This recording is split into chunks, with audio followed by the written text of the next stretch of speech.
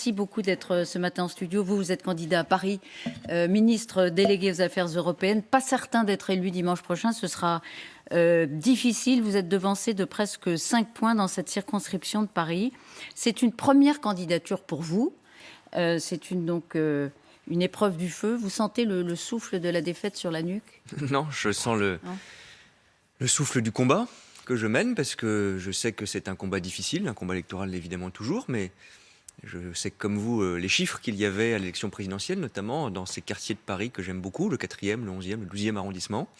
Et donc c'est un combat contre, non pas NUP d'ailleurs, mais contre la France insoumise et le mélenchonisme le plus dur. Donc je mène ce combat en essayant d'expliquer les risques que pour la candidate que j'affronte et pour Monsieur Mélenchon, on fait courir au pays, sur l'Europe et sur beaucoup d'autres sujets. Mais c'est vrai qu'il y a un sujet de fond, quand même, par exemple, concernant Paris. Pourquoi Paris est ce centre de la capitale qui correspond quand même à la sociologie de l'électorat macroniste, plébiscite la NUPS? C'est le talent de Jean-Luc Mélenchon. Comment vous expliquez cela? D'abord, Jean-Luc Mélenchon, dans un certain nombre de grandes villes, a su, disons-le, parler à une certaine jeunesse notamment, je le vois, en essayant de dire, de faire croire, parce que je pense qu'il y a beaucoup de démagogie, d'illusion, qu'il était le plus écologiste, qu'il était le plus à l'écoute. Mais quand on explique qu'on va donner 1100 € par mois à chaque jeune sans aucune condition de ressources, le fils de patron comme le fils d'ouvrier, je crois qu'on est dans la caricature la plus absolue de la démagogie. Alors, Paris, comme beaucoup de grandes métropoles, est une métropole très politisée, où les jeunes, y compris, s'intéressent à la politique. Donc ils ont pu trouver peut-être chez Jean-Luc Mélenchon une forme de rhétorique parfois romantique. Mais je leur dis, réfléchissez bien, un vote, ça n'est pas simplement un signal. Un vote, c'est une action responsable. Ce qui se passe ensuite, c'est pour 5 ans.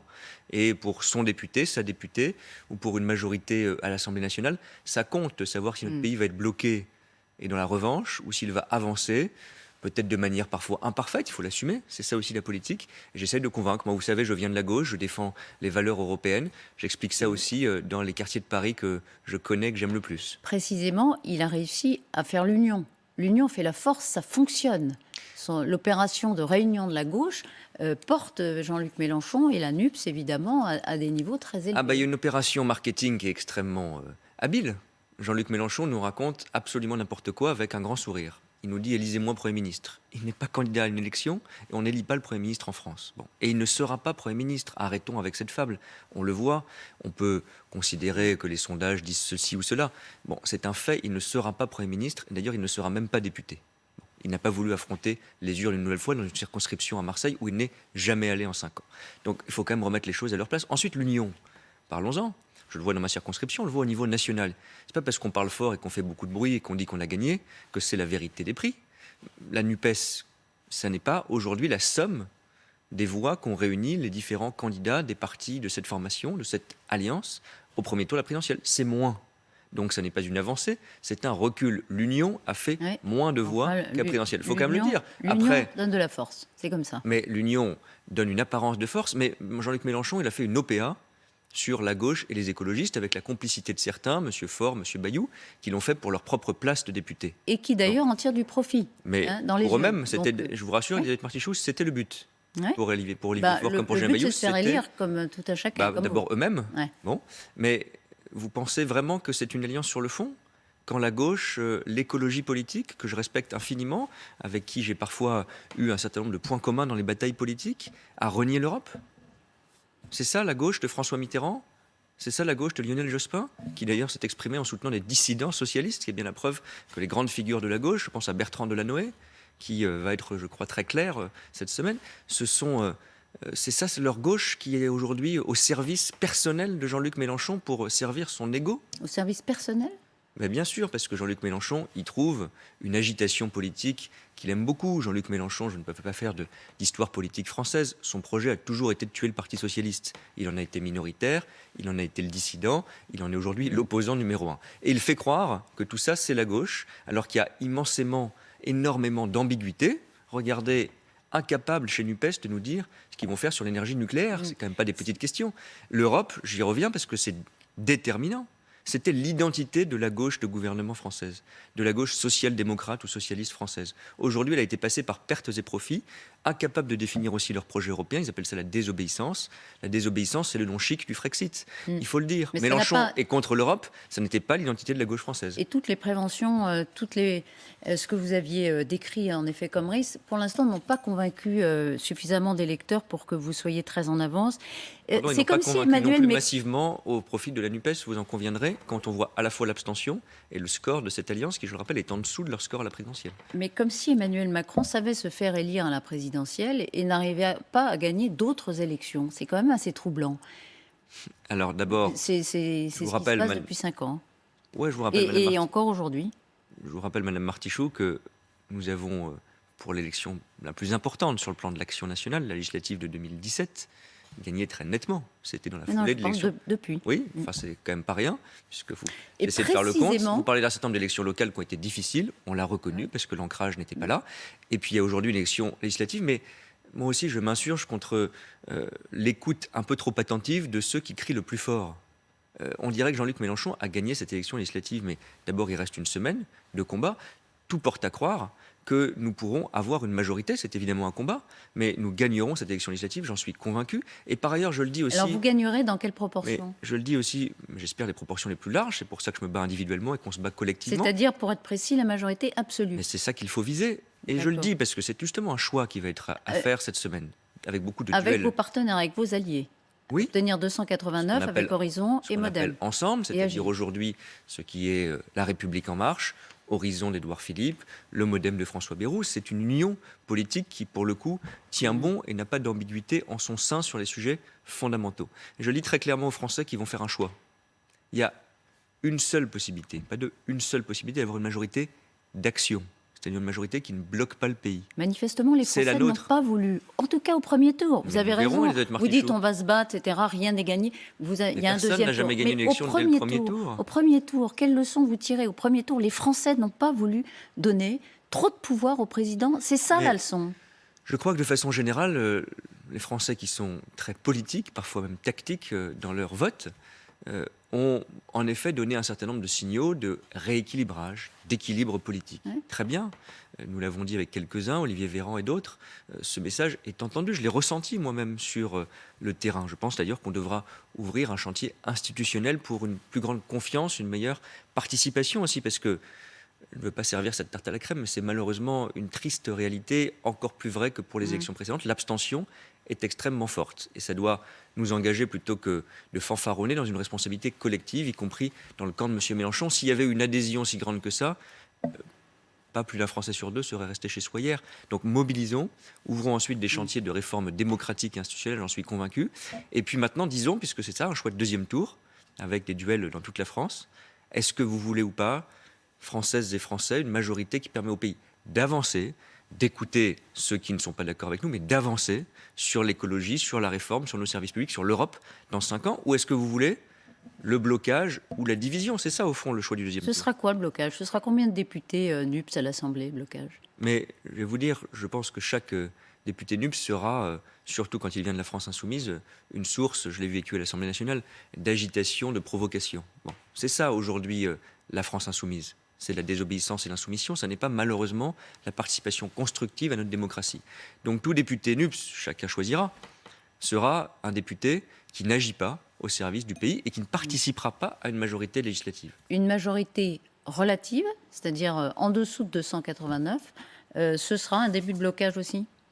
Ce serait plus compliqué d'avancer, il faut le dire clairement. Bien sûr, une majorité absolue dans nos institutions, c'est la condition pour voter les lois. On fait beaucoup de comparaisons avec le passé, donc je voudrais qu'on soit très précis.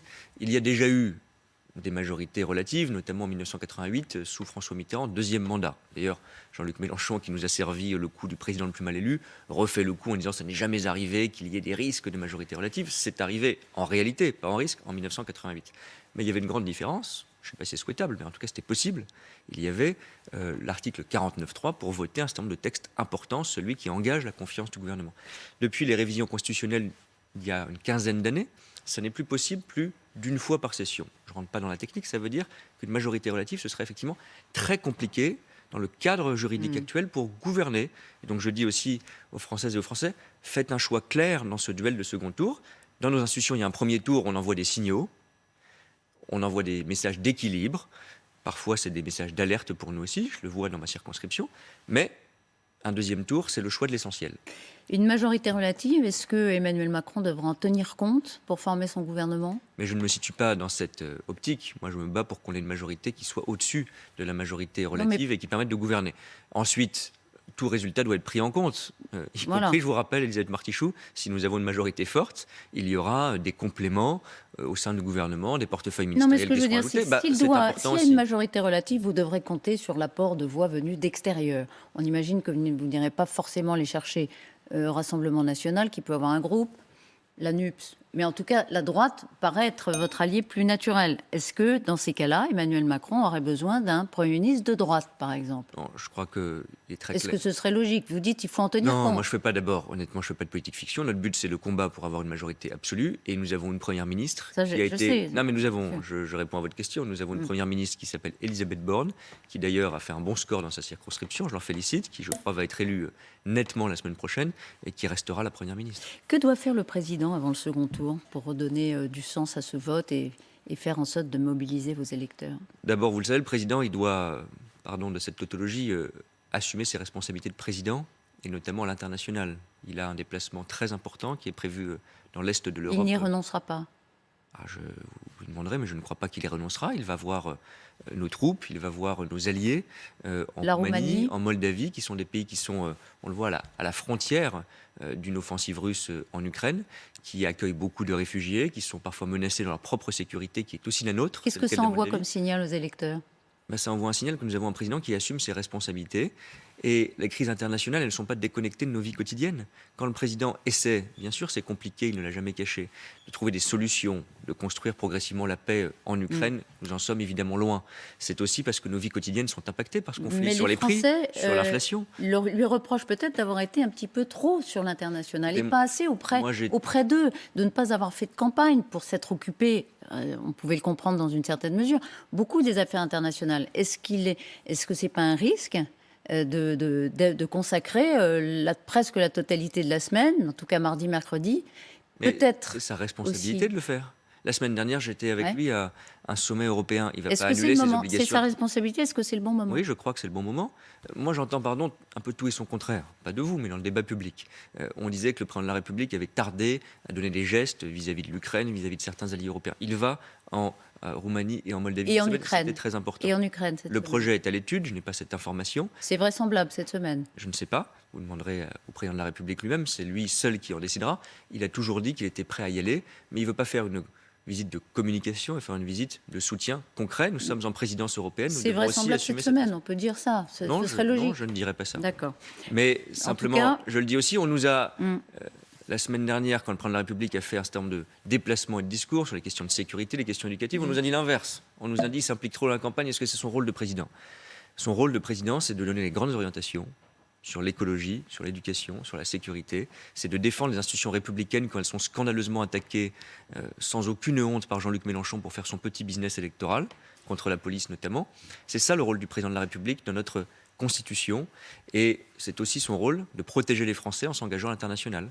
Et on l'a vu déjà pendant la campagne, il le fait à chaque fois que c'est nécessaire. Et alors, quelle doit être la tonalité de la campagne, indépendamment de ça? Vous avez dit tout à l'heure, c'est un risque, et Jean-Luc Mélenchon est un risque, c'est ça? C'est ce qui va être martelé toute la semaine, c'est le danger pour la France, c'est que le programme soit appliqué? Mais je vais vous le dire, ce sont les deux. Il faut de la gravité et une attitude positive. On a un programme, moi, dont je suis fier. On n'a parlé que de une ou deux mesures, caricaturées souvent, la réforme des retraites. Qui sait que nous défendons, je le défends ardemment comme enfant de l'école publique et de l'hôpital public, 50 000 recrutements d'infirmiers et d'aides-soignants dans nos hôpitaux et dans nos EHPAD, qu'on défend justement pour les retraites et par la réforme des retraites, la revalorisation de toutes les petites pensions, l'augmentation du salaire des enseignants. Simplement, nos services publics, ils se financent. Et donc la liste au Père Noël, où vous avez à la fois la retraite à 60 ans, le doublement du salaire de tel ou tel agent du service public, 1 000 € par mois pour chaque jeune sans condition de ressources, c'est une liste au Père Noël que même le Père Noël aurait honte de présenter. C'est une escroquerie? C'est une vraie escroquerie, bien sûr, parce que c'est une fuite en avant. Et c'est présenté comme un programme pour les jeunes. C'est le pire programme anti-jeune qu'on puisse imaginer. Parce que le programme qui fait exploser la dette, c'est le pire legs qu'on puisse donner aux générations suivantes. Et par ailleurs, sur l'écologie, je le dis très franchement, C'est une belle arnaque aussi, puisque Jean-Luc Mélenchon répète la planification écologique. Il est incapable de définir la première question d'une politique écologique, qui est la question de l'énergie. C'est la première contribution à la lutte contre le changement climatique. L'énergie, nucléaire ou pas nucléaire, c'est pas clair chez la NUPES. Est-ce qu'il ne faudrait pas un beau débat, parce qu'on n'en a pas eu de débat pendant la campagne législative, un beau débat entre Jean-Luc Mélenchon, par exemple, et Elisabeth Borne, là, dans cet entre-deux-tours. Mais Programme contre je crois programme. que beaucoup de responsables de la majorité sont prêts à débattre, moi y compris. Il y a quand même un petit sujet, c'est que M. Mélenchon ne peut pas jouer sur tous les tableaux. Il veut s'engager dans la bataille législative sans être candidat à la députation. Madame Borne, il peut lui faire tous les reproches qu'il souhaite. Elle est candidate aux élections législatives. Pour moi, ça fait une grande différence. Il est le leader de. Il s'est autoproclamé. Élisez-moi Premier ministre. C'est un slogan, large. c'est surtout un mensonge. Quand on veut vraiment compter dans une élection législative, j'en prends le risque personnellement, on va aux élections législatives. C'est simple. Si vous n'êtes pas élu dimanche prochain, vous devrez quitter votre portefeuille de l'Europe, qui pourtant, pour le coup, est un identifiant très fort d'Emmanuel Macron. Ce sera une double amertume si vous deviez quitter, vous seriez très déçu. Et écoutez, Elisabeth Martichoux, on est toujours déçu en cas de défaite électorale, mais je ne me situe pas dans cette optique. Je sais qu'on le dit à chaque fois. Oui. Oui, mais je le découvre dans une campagne. C'est important de garder le moral, mais c'est une hypothèse que vous ne pouvez pas écarter. C'est pas que garder le moral, c'est mener le combat. Oui. Après, je pense que ça n'intéresse pas grand monde de savoir quel sera mon sort personnel. Je ne me plaindrai jamais. Personne n'a un droit acquis à une position politique et nul n'est irremplaçable. Mais je me bats, je peux vous l'assurer, pour gagner cette élection. Et je me battrai toujours d'une façon ou d'une autre pour mes convictions européennes. C'est ce qui me définit avec le combat contre l'extrême droite dans tout mon engagement civique et politique. Il y a une défaite emblématique pour finir hier soir. Il n'est plus ministre, mais il l'a été pendant 5 ans, très proche d'Emmanuel Macron. C'est Jean-Michel Blanquer. Qu'est-ce qui s'est passé avec Jean-Michel Blanquer ? Écoutez, c'est l'aléa électoral aussi. Il n'a pas été choisi, dont acte. Il n'est pas au deuxième tour. Je veux simplement adresser à Jean-Michel Blanquer un message amical. Je crois que ça n'efface rien des combats qu'il a menés. Il a parfois été chahuté, toujours très courageux, et pour la réforme de l'école, et notamment pour avoir porté une des réformes les plus sociales en réalité du quinquennat précédent, celle du dédoublement des classes. Je veux ce matin lui rendre hommage et lui adresser un message aussi personnel. Enfin, une ambiguïté semble être levée ce matin, ça n'était pas évident hier soir, pas une voix au Rassemblement national, quel que soit le duel ou la triangulaire. Oui, c'est très clair, ça a été dit par la Première ministre encore hier s'il y avait besoin de le faire. Quant à moi, j'ai toujours été d'une limpidité totale. Je l'ai dit, mon engagement personnel, il date du 21 avril 2002, c'est contre l'extrême droite. Donc je n'ai aucune leçon à recevoir de la France insoumise à cet égard. J'aurais aimé parfois la même clarté de leur part dans des élections précédentes. Je mène un combat contre l'extrémisme de gauche aujourd'hui, mais je ne confonds pas l'extrême gauche et l'extrême droite. Vous avez vous-même personnellement toujours été très clair. Elisabeth Borne hier soir avait dit « Nous soutiendrons toujours les candidats qui respectent les valeurs républicaines ». Ça laissait penser que ceux qui sont considérés comme pas républicains pourraient ne pas être soutenus par la majorité. Vous dites non. En tout cas, face au RN, pas une voix. Pas une voix, c'est certain. Mais pas une voix. De là à soutenir ouvertement le candidat NUPS en face, il y a un pas que vous ne franchirez pas. Et moi, je le dis si vous voulez encore plus clairement. Je l'ai toujours dit, donc je ne vous le cacherai pas. Quand il y a pour moi un duel entre l'extrême gauche et l'extrême droite, même en pinçant le nez, je préfère l'extrême gauche. Et vous voterez donc Jean-Luc Mélenchon, vous l'avez dit. Ça n'est pas exactement dit ce matin par Olivier Grégoire de la même façon. La situation ne se présente pas. Et moi, je vais vous dire aujourd'hui, soyons clairs, ne faisons pas de fiction. Dans l'immense majorité des cas, c'est un duel entre notre majorité et NUPES, et donc un extrémisme de gauche, parfois anti-républicain. Il y a plusieurs dizaines de circonscriptions RN, NUPES. Oui, je le dis, mais pour avoir la clarté, il faut que tout le monde l'ait. Quand je vois Madame Obono, Madame Simonet, Madame Mécari dans ma circonscription soutenir quelqu'un comme Jérémy Corbyn, un antisémite notoire, exclu de son parti. Mais la clarté, c'est un principe. La clarté, c'est en fonction de ce que disent les adversaires. J'ai été on ne peut plus clair, vous, Madame personnellement, Martichoux. Oui. Toujours, toute ma vie, je le serai toujours. Vous n'êtes pas exactement sur la même ligne que Si, ne cherchez pas. On n'a dit pas une voix pour le Rassemblement national. Je crois que personne dans la majorité ne peut être suspect de la moindre complicité, connivence, complaisance avec l'extrême droite. Jamais. Merci Clément Beaune d'avoir été ce matin. Rendez-vous donc dans les urnes pour vos électeurs dans la circonscription du centre de Paris en ce qui vous concerne. Bonne journée, bonne campagne à tous et dans un instant le temps.